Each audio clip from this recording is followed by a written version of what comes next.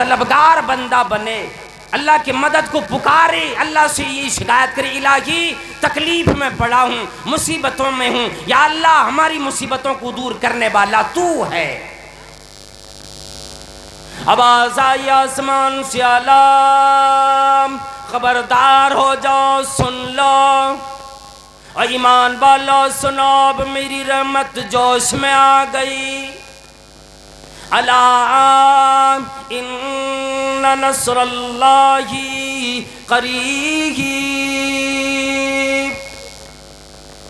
یاد رکھو اللہ کی مدد قریب میں ہے۔ پریشان نہ ہو، گھبرانا، مصیبت کو دیکھ کر صبر کی حد سے نہ نکل، صبر میں رہو۔ الا ان نصر اللہ قریب، آئے گی اللہ کی مدد ضرور آئے گی۔ اللہ اپنے بندوں کا ہم نوا، اللہ اپنے بندوں کا ہم نصیح، اللہ رب العالمین مددگار ہے، دیکھنے والا ہے۔ وَكَفَى اللَّهُ وَكَفَى بِكُمْ حَسِيبًا، تمہارے لیے اللہ رب العالمین کافی ہے کہ ان لوگوں کا حساب لے گا، اللہ رب العالمین ایسے لوگوں کا مؤاخذہ کرے گا۔ فَسَيَكْفِيكَهُمُ اللَّهُ، یاد رکھو ایسی لوگوں کے لیے اللہ کافی بنے گا۔ وَهُوَ السَّمِيعُ الْعَلِيمُ، اور میرے بندو، اور میرے پیغمبر، اور امام الانبیاء، اور محبوب کبریا، یہ نہ سوچو میرا اللہ ہمیں دیکھتا نہیں، میرا اللہ ہماری پریشانیاں ہماری دور نہیں کرتا۔ اور میرے پیغمبر کی ماننے والے اور صحابہ کرام، یاد رکھو وَهُوَ السَّمِيعُ الْعَلِيمُ، وہ سن بھی رہا ہے، تمہیں جاننے والا بھی ہے، تمہیں آزمانا چاہتا ہے، یہ دیکھنا چاہتا ہے میرے بندے میں کون بندہ خالص نکلے گا، ایمان میں مضبوط کون نکلے گا، ذرا سی پریشانیوں میں گھبرا کر کون اپنے کفر کی طرف پلٹ جائے گا، کون ایمان پہ قائم رہے گا۔ اور یاد رکھو میں اپنے جب سونے کو تپاتا ہوں، خالص سونا بنانے کے لیے تپاتا ہوں، جب سونار سونے کو آگ پی چڑھاتا ہے، بٹی میں تپا رہا ہوتا ہے، سونا کو خالص کرنا چاہتا ہے، اللہ تعالیٰ فرماتا میں بھی دیکھنا چاہتا ہوں کہ کون آدمی میرا خالص ایمان والا بندہ ہے۔ نبی کریم صلی اللہ تعالیٰ علیہ وسلم نے فرمایا یہ کوئی نئی بات نہیں، ابھی تم کفر اختیار کر لو، ابھی اللہ کا انکاری بن جاؤ، پھر تمہیں دنیا کے اندر کوئی پوچھنے والا بھی نہیں بنے گا، تیری کوئی عزت بھی نہیں، تیری کوئی وقار بھی نہیں رہ جائے گی۔ اگر تمہیں وقار ہو، عزت میں آنا ہو، ایمان والے بن جاؤ گے، سارا شیطان جاگ جاتا ہے، پریشان ہو جاتا ہے کہ اب یہ جنتی بنا،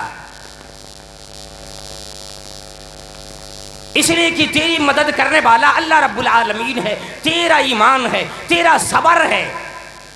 فَمَا يَا أَيُّهَا الَّذِينَ آمَنُوا اسْتَعِينُوا بِالصَّبْرِ وَالصَّلَاةِ،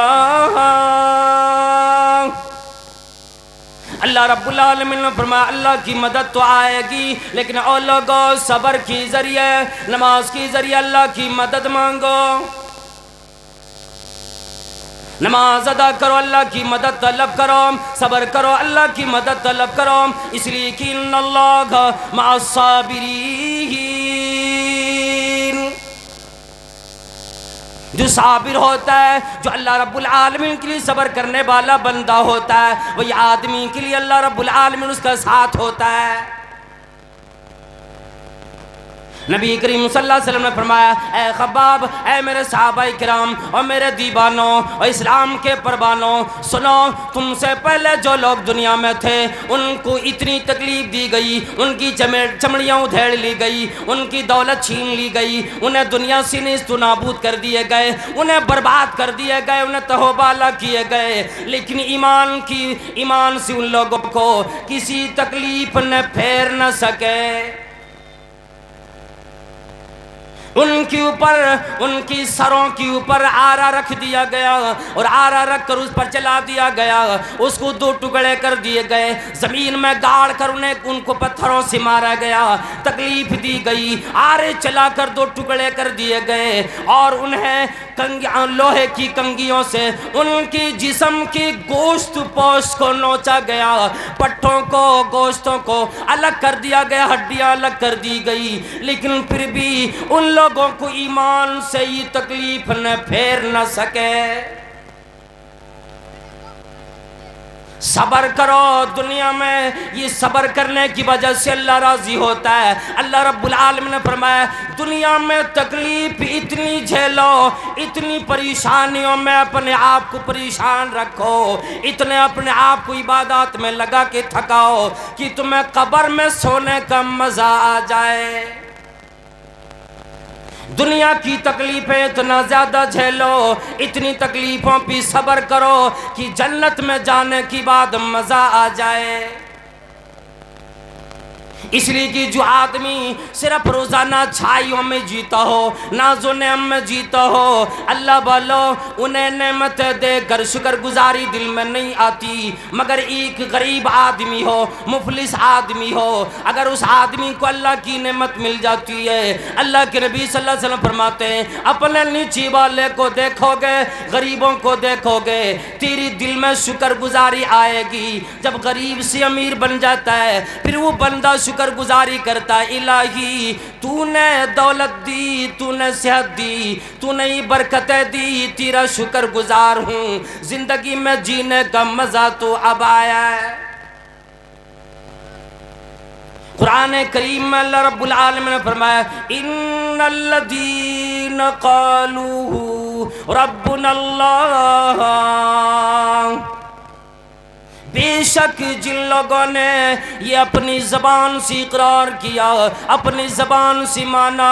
دل سے تصدیق کی، اعضاء و جوارح سے عمل کرنے لگے اور کہنے لگے ربنا اللہ، ہمارا پالنے والا، کھلانے پلانے والا ہمارا رب اللہ ہے، ثم استقاموا، پھر اس پر جم گئے، پھر اس پر ڈٹ گئے، پھر اس سے مڑے نہیں، اسی دائیں بائیں نہ کیے، اسی پر جمے رہ گئے۔ میرا رب خالق بھی ہے، مالک بھی ہے، رازق بھی ہے، پریشانیوں کا دور کرنے والا بھی ہے، مصیبتوں کو ہٹانے والا بھی ہے، بیماروں کو شفا بھی دینے والا بھی ہے۔ وَإِذَا مَرِضْتُ فَهُوَ يَشْفِينِ۔ ابراہیم خلیل اللہ نے آواز دی اور لوگوں اور دنیا والوں، جب میں بیمار ہوتا ہوں میرا رب مجھے شفا دیتا ہے۔ قالوا ربنا اللہ، آواز لگائی میرا پالنہار، کھلانے پلانے والا، دیکھ ریکھ کرنے والا میرا اللہ ہے۔ ثم استقاموا، پھر اسی پر ڈٹے رہ گئے، پھر کجر بھی اختیار نہ کی، پھر گناہوں کی راہ اختیار نہ کیے، پھر بدماشی نہ کی، پھر مجرمین کی گروہ کی مدد نہ کی، گنہگاروں کی ساتھ نہ دیے۔ فَمَا تَتَنَزَّلُ عَلَيْهِمُ الْمَلَائِكَةُ، اس پر فرشتی نازل ہوتا ہے اور یوں کہتا ہے اللہ تخافوا ولا تحزنوا وابشروا بالجنة التي كنتم توعدون۔ وہ کہتا ہے خوف نہ کھاؤ، گھبراؤ نہ، حزن و ملال میں نہ آؤ، اس لیے کہ اللہ نے یہ بشارت دی کر ہمیں بھیجا ہے، ورنہ میری کیا مجال میں تمہیں بشارت دوں، میں اللہ کی نوری مخلوق ہوں، اللہ کا فرشتہ ہوں، میں تمہیں بشارت دینے کے لیے آیا ہوں۔ اے ایمان والے اور تکلیفوں پہ صبر کرنے والے، وَأَبْشِرُوا بِالْجَنَّةِ الَّتِي كُنْتُمْ تُوعَدُونَ، اور تمہیں میں بشارت دیتا ہوں جنت کی، جس جنت کا وعدہ تم سے کیا کیا گیا جو جنت تمہیں ملنے والی ہے. یاد رکھو اللہ رب العالمین نے جب سے آدم علیہ السلام کو پیدا کیے اس وقت سے وعدہ فرما دیا او لوگو اگر تیری زندگی دنیا میں میرے مطابق میرے احکام کے مطابق گزرے گی پھر یاد رکھو تیرے لیے جنت میں نے بنائی. اگر میری احکام کے خلاف تیری زندگی گزرے گی اگر اپنی مرضی کی زندگی جیا کرو گے اگر اپنے مطابق جیو گے یاد رکھ لو میری ناراضگی آئے گی پھر اسی کی وجہ سے میں نے جہنم کو تیار کیے غیظ و غضب کی وجہ سے تیرا ٹھکانہ جہنم بنے گی.